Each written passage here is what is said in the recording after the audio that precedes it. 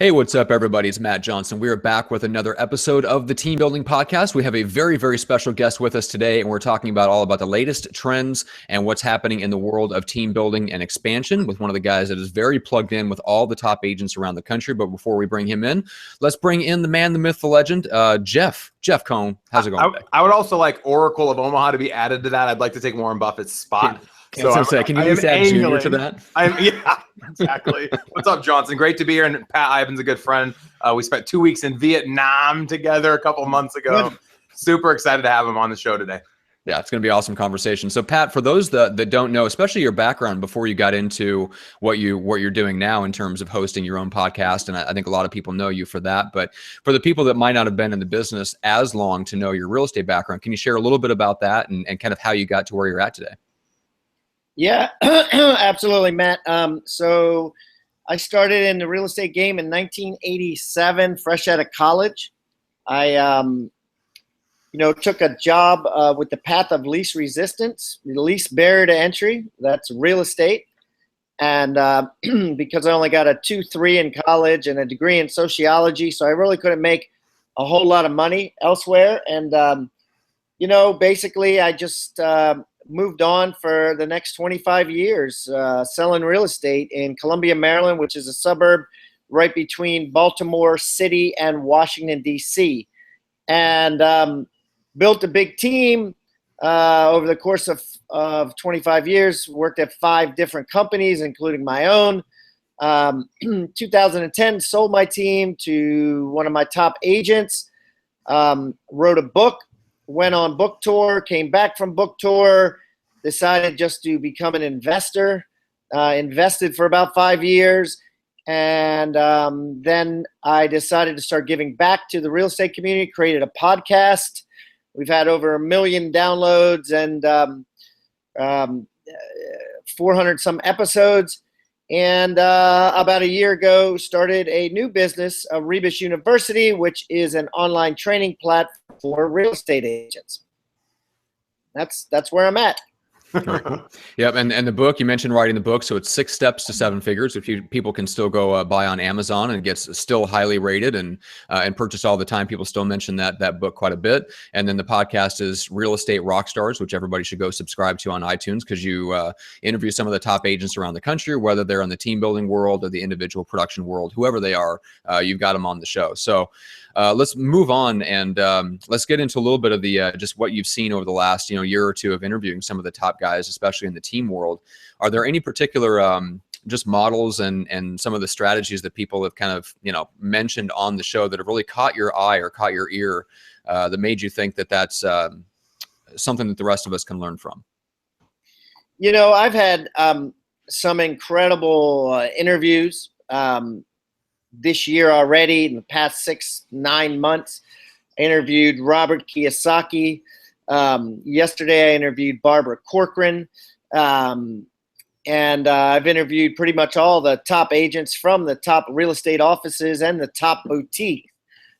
What I find is interesting from model to model and from agent to agent is always profit margin. I feel comfortable talking about this with Jeff because Jeff's profit margin is very healthy.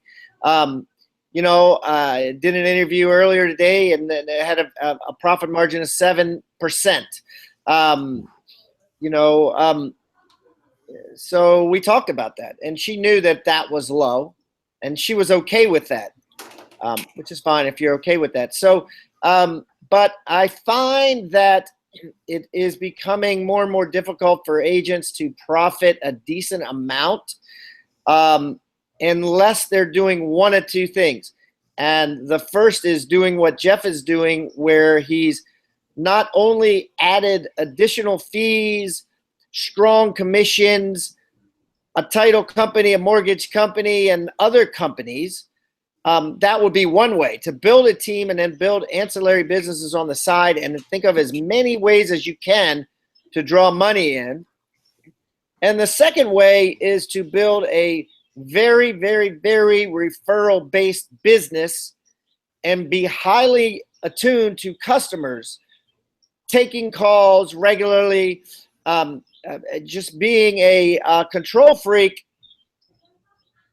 not a bad thing, but in a good way, because it's making you a high profit, a control freak in the realm of customer service, hiring people that are giving awesome customer service. And it also helps to have a high average sale price. And those that I've interviewed have strived to increase said average sale price. If they're starting out lower, they've made concerted efforts to raise it. So I really see two ends. And then everybody else in between, they're really struggling, Matt and Jeff. They seem to be, I say struggling, they're happy making a couple $100,000, but nobody's making $1 million unless they're on one of two of these planes, so to speak. And of course, there's going to be exceptions to that. But that's kind of the generality that I've been seeing lately. Let me just put it that way. Great response. That's awesome. Yeah, that's probably the most insightful response on just the whole topics of teams and profitability. I mean, there's one other podcaster in particular that I won't mention his name, but Jeff, you had an interesting experience being a guest on his podcast. Greg was also a guest and had a completely different experience because they were giving you a hard time about your profitability, and they'd like to see a real estate team's profitability be in the 70% range. Well, the only way to get that is, like Pat said, you have to be either very referral based so that your lead gen costs are super low, or you just have to be willing not to expand. And it has to be a solo agent kind of rainmaker based business model. So Jeff, I mean, Pat briefly mentioned kind of how you're profitable, but you want to give people just a quick idea of why you've gone down the track that you're going, and are you staying on that track, or are you merging into that other track eventually? It's a great point. No, I've stayed definitely where Pat's saying where I've been. High profit margin for me is about 30%. My goal was 40%. And what I found was to keep more, I had to take more. And I think part of that, the idea of keeping agents for a long time and making sure you've built an organization where they're going to want to stay and build within your organization, you're going to have to be willing to maybe lose a little bit of that profit margin. And so we've actually designed a way now where we allow agents to build teams within our team and cap at an 80-20 split. Now, that's only about 50% of our business. The other 50% comes from internet leads and or sphere business from newer agents that are at a 60-40 split. So last year, we ended the year with paying out 60% of our gross commission income went to agent commission, which is a huge number for a real estate team. A real estate brokerage is going to pay out even more than that. But for a team, that's a large payout. The reason I'm able to retain about 30% is because I only have 10% in overhead expenses. And the reason I only have 10% in overhead expenses is to Pat's very point, and that is I went out and created strategic relationships with lenders and vendors who pay for most of my online marketing overhead and my CRM. And then on top of that, we charge broker fees of $600 and $1,000, $600 on the buy side, $1,000 on the sell side, which helps us zero base our admin costs. I have 7 full-time admin, and they don't cost our organization anything because they're getting covered by the client's broker fee that we charge. And so when I look at the net I actually get to keep, it comes from the commission split, and I'm retaining 30%. Last year we did 2.7 million gross commission income, of which I kept 31.7%. And then I've created the ancillary businesses like a title company, insurance. I did not start a mortgage company. So for anyone out there listening to this thinking I have one, don't tell anyone I have one. I'm not going to ever have one because of the CFPB guidelines. You get your butt slapped with all sorts of fines and fees for mortgage companies. So I definitely think Pat made really great observations, and he's absolutely correct in the way that in the strategy we've deployed. And the other team, my problem that I have, guys, as you listen to this and think about how you want to structure your team, that culture team, a lot of times the team leader is still selling. So if you look at someone's P&L, you have to eliminate the team leader rockstar agent sales when you're looking at their true profit margin. A business that relies on a team rainmaker selling real estate isn't a business at all. You have to eliminate the rainmaker sales and then look at the numbers after that. And most people aren't being honest with those numbers. Right. Yeah, I agree with Jeff. You got to, you got to compare apples to apples, right? And Jeff and I talked about this at length. We talked about the types of teams, and the way Jeff is set up is a CEO team, which is where Jeff is the CEO. He's not the opposite, which would be a rock star team where you're on stage like a rock star performing, and everyone knows you and knows your face and are calling you saying, Jeff, this agent screwed up and this is happening, and you're touching it all at all times. If you're comparing CEO teams to CEO teams, that means as a CEO team, you're not selling, you're not listing, you're not taking a salary, right? You're just getting paid the profit. And if you're comparing CEOs teams to CEO teams, there's no way in hell that a CEO team is going to make a 70, 80% profit. It's just not, maybe a single agent team, right? Or a team with 2 admin and the agent works 7 days a week and sells 100 homes. That I've seen that, but that's not a CEO team, right? That's the opposite of a CEO team. Yeah. Is this making sense to you guys? Yes, it does make sense. And the teams, Pat, that do that, there are teams that have splits where the agent, like the listing agent, gets 10%, but you're not going to be able to scale and have a team of 100 people where all your agents are on 10% splits. The reason that works is you take a rock star agent that wants to stop being a rock star, and they'll work their personal sphere of influence and turn those deals over to people that essentially have jobs. A 10% split is a salary paid job. They're going to make 100 grand a year off that 10% split, and the rock star is going to brag great profit margins, but ask them how many units they did, what their volume was, and if the business model is scalable. Gary Keller said it best at ESO last year. Any organization that's going to be able to grow within a city, within a state, or across the country has to have a leverageable lead generation system, and you cannot leverage your sphere of influence. It reaches a point of diminishing returns. And so that business that brags up a 70% profit margin, that's unrealistic. It's unsustainable. If you read any books about businesses and P&Ls, there's no way that you're going to be able to sustain that type of a return. So I don't even know that 30% is the healthy number. Most businesses are around 10 to 15% profit margins. I was thinking that same thing. If you look at a liquor store, you look at a auto repair shop, you even look at a builder in today's market, 10% profit to them is brilliant, So, to make 30% profit is a very, very healthy profit margin. For 3 years in a row, I made over $5 million in gross commissions. And during that time, my profit margin always was somewhere between 20 and 30%. And people might say, if you were to go with that theory that that's way too low, well, 20% is $1 million and 30% is $1.5 million. I mean, Right. I'm with you, Pat. Challenge them to show me, someone making that sort of money at 70% without them, going into the hospital in cardiac arrest.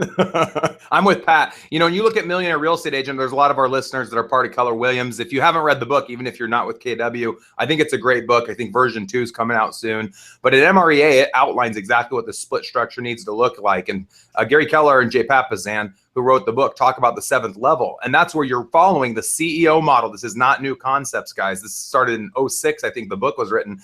And that's where you're making a net $1 million. You're a CEO not selling real estate. And when I ask guys within Keller Williams, they're at the top, how many agents within an organization with 140,000 agents are at the 7th level? I have heard less than 5. And so Gary kind of laid out an ideology in regards to how to build a real estate team within the Keller Williams brokerage brand. And from what I've heard, only about 4 to 5 people are doing it. So I would love any of our listeners that know of agents that are making over a net $1 million that don't sell. I would love an email. I want to know who those people are. I want to mastermind with them and get them on our show. And Pat, I know that was something you were able to do. Yeah.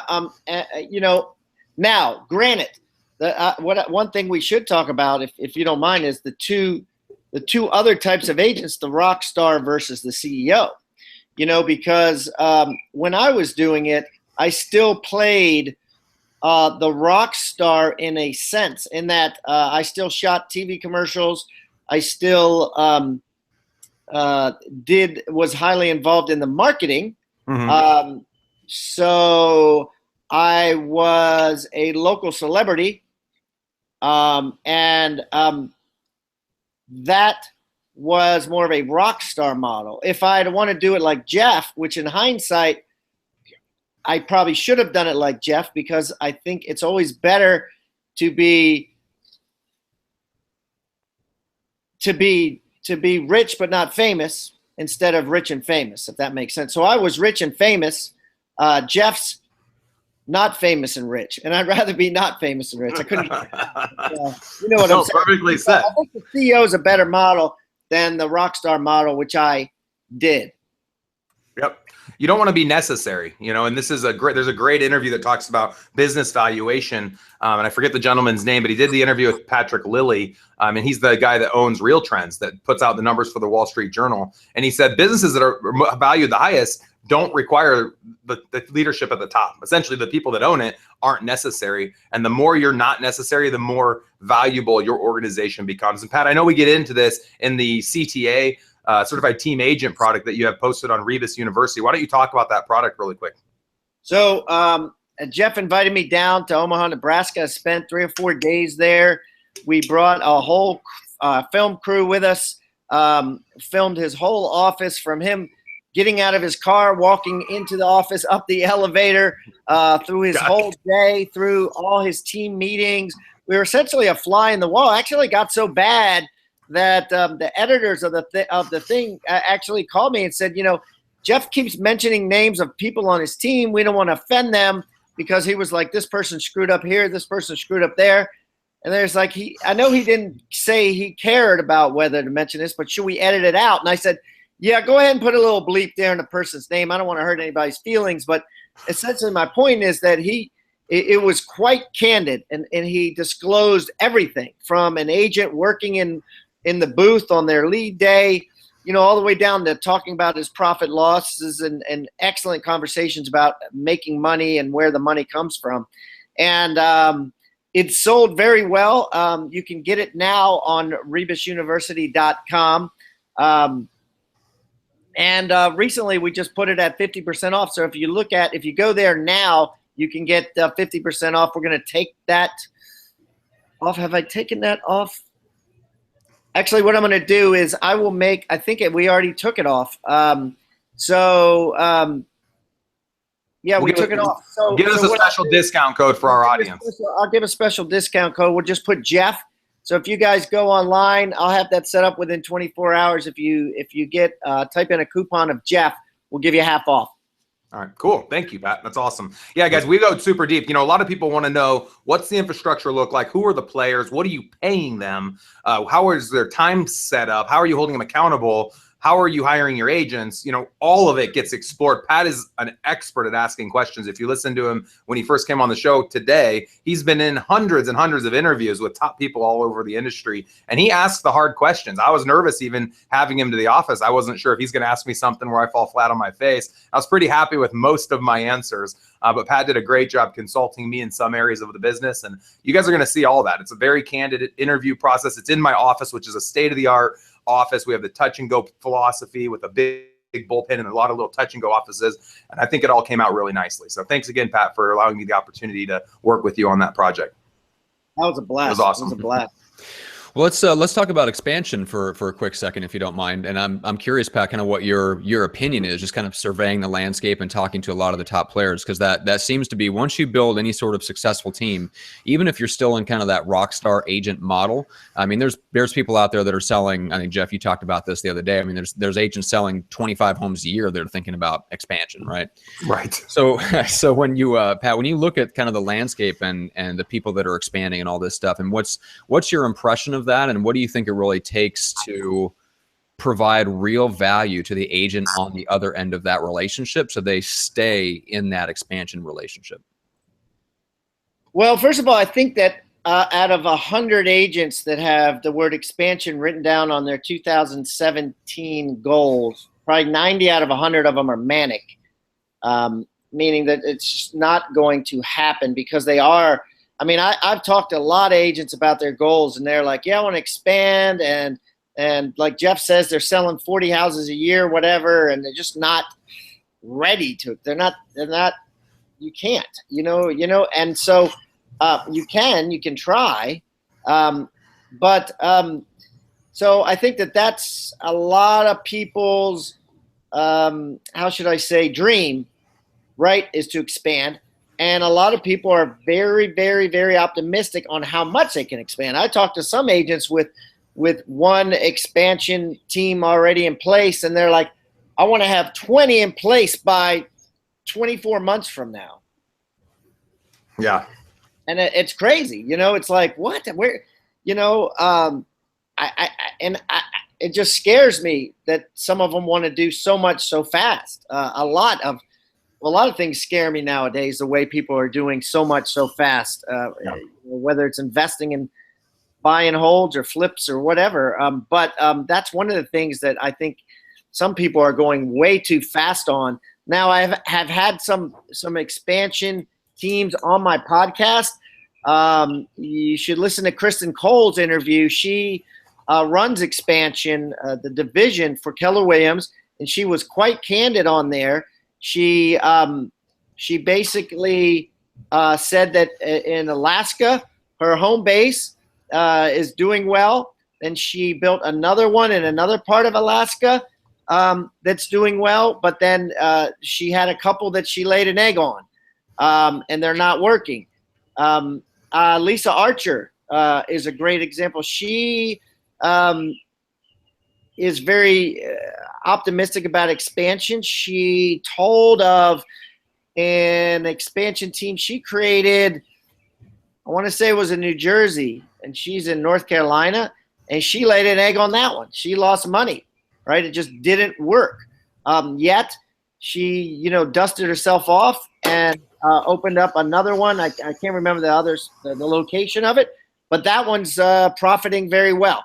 So I think that it can work, but at the same time, it might not work. So a lot of people going into this thinking that it's no matter what, it's going to work because they made it work in their hometown. And I think you just got to have a lot of guts and a lot of persistence to make it work and be ready to get, knocked on the ground. I also talked to the guys that run the 5 Doors team, which is a bunch of expansions. And this was about a year ago, and I should get an updated podcast with them. But he told me they were $1 million in the hole, which means they lost $1 million on expansion. And my point in pointing that out is it's, not for the lighthearted. You can't go and then write down the goals that you want to have 20 expansion teams in the next 2 years. It's just way too risky. Yeah. Great answer, Pat. And I'll build off of your same answer and just say we've done expansion. We had big goose eggs, big fat eggs in several cities. And the challenge we faced, and I'd love to get your opinion on this, is I like to tell people you're damned if you do and you're damned if you don't. And what I mean by that is we wanted to launch and be in hundreds of places all across the country. So first we had to know who we were and what the value was that we provided to agents within our own city.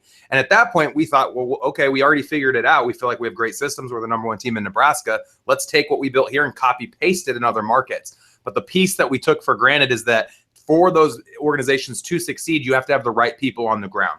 So if you don't have the right people, you're damned because they won't be successful. If you do have the right people, you're damned because when they're successful, they're going to do it by themselves. And this is why team expansion, I don't believe, will work the way that it's traditionally discussed in ESO.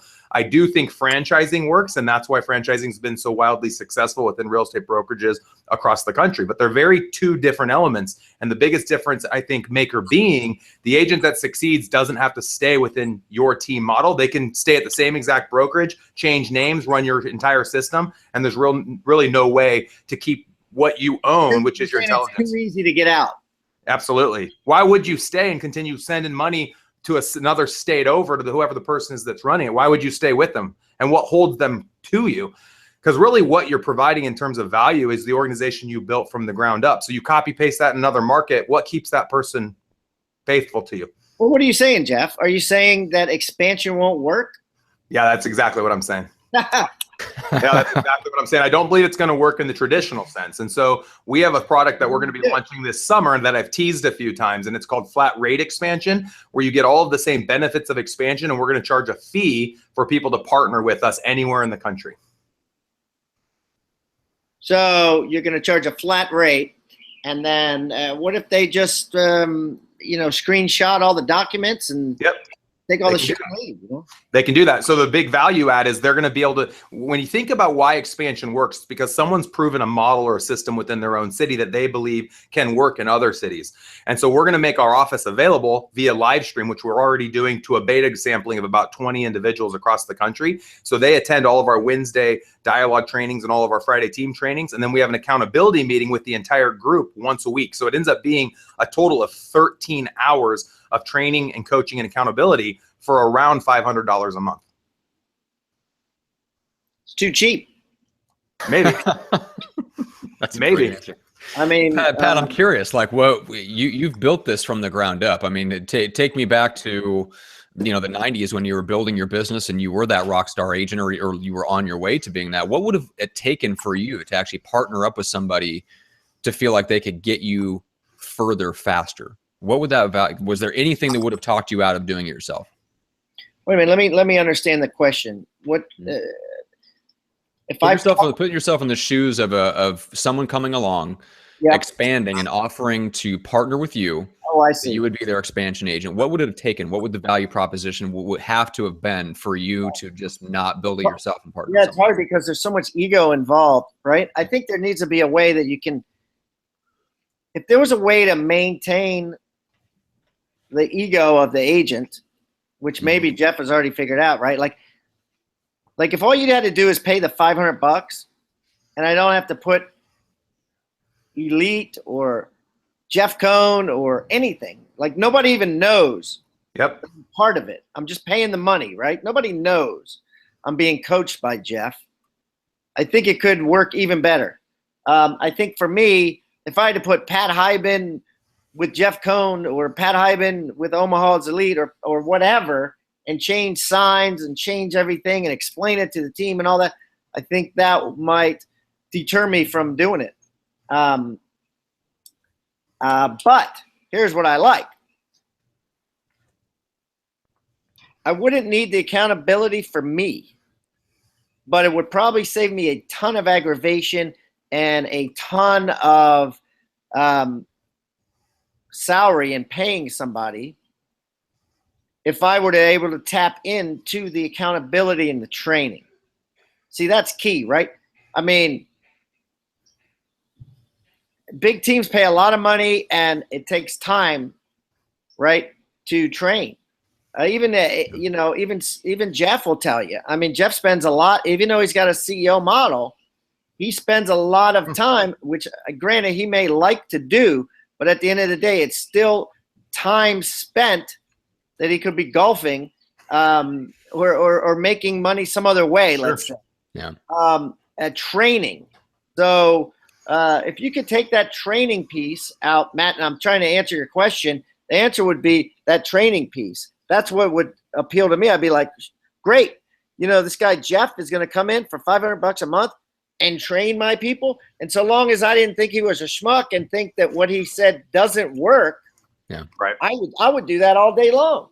We think the entire country will do it. And the thing that's missing across brokerage brands, I don't care who you're with, and I'll even say this includes my own brokerage brand, is the training and the intellectual property that help take the agent and the team to the next level. And we believe we have all that secret sauce. And if we're willing to give it away for $500 a month, I don't know who wouldn't sign up for that. $6,000 a year compared to me hiring $150,000 a year person that is so gregarious and such a high eye that they could train my agents.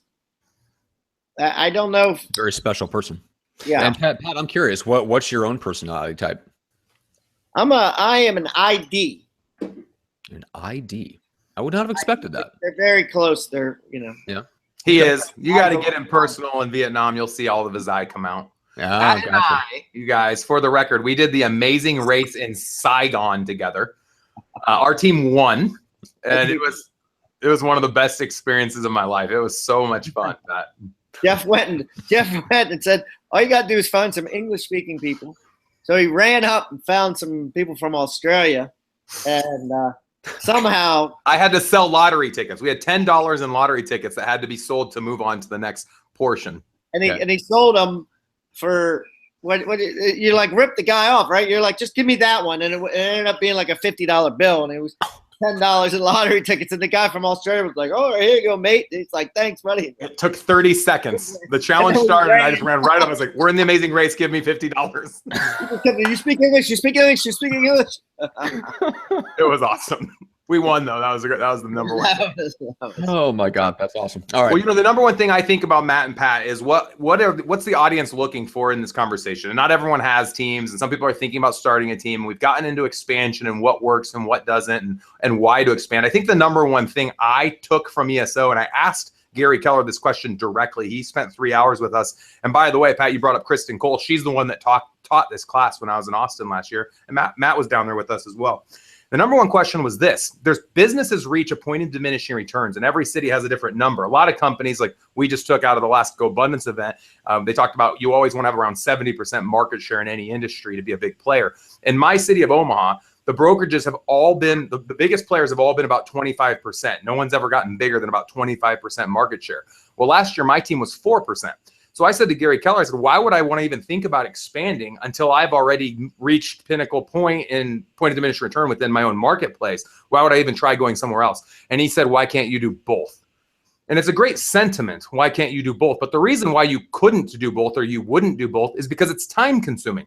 So if I'm not going to split my energy between Omaha and 2 or 3 other expansion locations, which I did last year, San Diego, Boston, Lincoln, Nebraska, and Salt Lake City, it's time consuming. You're going to field questions, you're going to have issues. And so you have to have the right people deployed in those expansion locations and the right people at your hub that are going to manage those expansion locations. We decided to fold all down. We sold all of our expansion locations except for Lincoln. Lincoln's only 30 minutes from Omaha, so we can service that area, and it's pretty simple. And we're going to start this flat rate product, which again, to our audience, that's going to be available in a few months from now for $500 a month. And the other issue, back to ego, and Pat's absolutely right. I have an ego as well. I don't want Pat Hiban's name on my expansion team. So we're not going to require anyone to have the name, but people with big egos also have a problem with other people making money off of their time and their energy. And so, I mean, imagine if you were making someone else 100 grand, 150 grand a year, and you thought, why do I need that person? I can do this all myself. And I think that's what we're going to see in the next couple of years with expansion. I think a lot of those team leads that have expansion agents in other markets, those expansion agents are going to leave them once the business is successful. Therefore, you're damned if you do, you're damned if you don't. Pat, what's your opinion of that? Well, it's interesting because, you know, and let me ask you a question. Do you mind if I play devil's advocate? Because I'm curious as to some answers that you, Sure. I'm sure have the answers to. Sure. So let's play devil's advocate. Let's say I'm Tim and Julie Harris real estate training, or you know, any Brian Buffini, right? And I say, well, Jeff, what's the difference?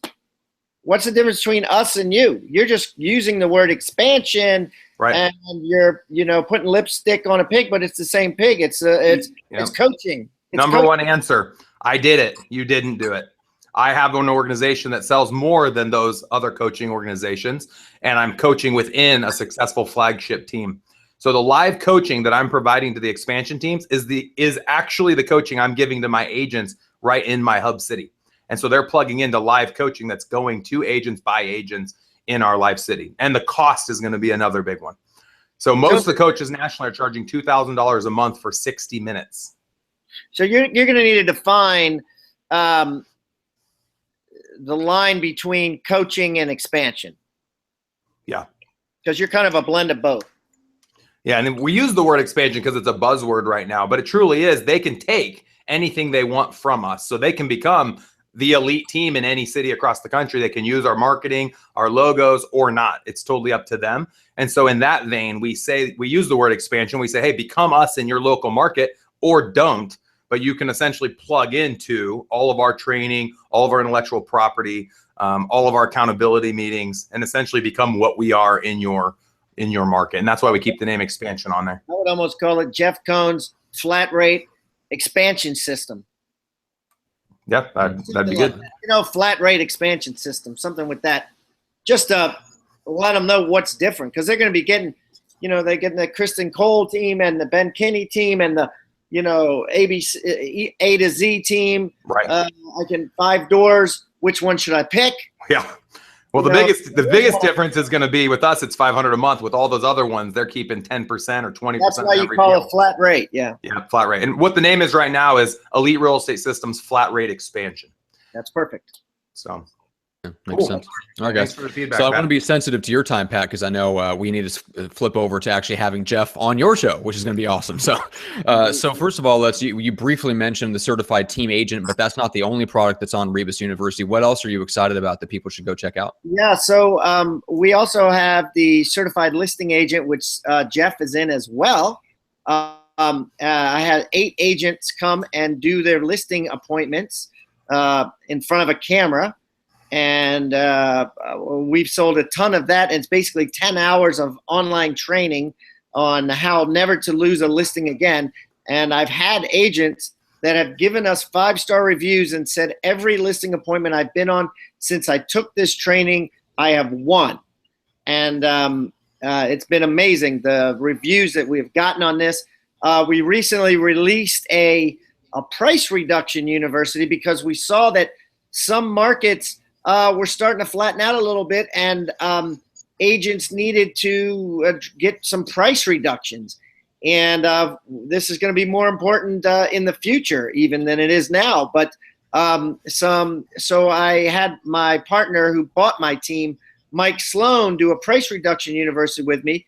We have 24 scripts that can be printed out, or Mike and I script them together, and you can print them out. And then we have several hours of video conversation between Mike and myself about how to set the people up at the listing appointment, how to do one on the phone, how to do one in person, that sort of thing. And that's a bargain. That's like Jeff's expansion thing. That's normally sells for $250, but we just released it today, actually. So if you go online and put in the word price into the coupon code, you'll get it for $125. That's awesome. Nice. Yeah. Great products. Very necessary in the coming year or two, unfortunately. Pat, and I want to give a kudos to Pat. Pat had the fascinating idea of taking different products from the top people in the industry and making them available on his Rebus University. So if you're an agent out there that doesn't really want to spend all the money on coaching, traditional coaching, but you know you need help with one of these particular areas, go out to rebusuniversity.com, look at all the product offering that he has there. And he's done an amazing job, which essentially it forces you to learn the content. You can't just hit play and then forget you're listening to something like a lot of people do when they do audiobooks and stuff. It's going to ask you questions. So to be able to progress within the product, it's going to give you a little quiz at the end. It's not hard if you were paying attention, but I think you guys did an awesome job with that, Pat. Thank you, sir. Cool, guys. All right. Well, that's going to do it for this particular episode. If you're listening to this here within the release period, make sure to go check out our website, eliterealestatesystems.com, and check out the workshop page. There are some upcoming events. We've got, if you're listening to this in 2017, we have the big workshop that coincides in the early part of May with the Berkshire Hathaway shareholders meeting. That's going to be a major team building workshop, an event coinciding with that, where you actually get to go to the Berkshire Hathaway event. If you're listening to this after the fact, or if later on in the year in 2017, we might be doing that again. So make sure to check back at the website. That's eliterealestatesystems.com for all the stuff that we have going on. You can also learn a little bit more about expansion. You can keep track of past episodes of the Team Building Podcast and just learn more about all the cool stuff that we're doing. So with that being said, guys, thank you so much. We appreciate it for you guys being here. We appreciate everyone that's listening or watching. Make sure to subscribe on iTunes or on YouTube if you prefer the video version like we're doing here. Thanks so much, guys, and we'll see you on the next one. Thanks, Matt. Thank you, Pat. Thanks, Matt. Thanks, Jeff.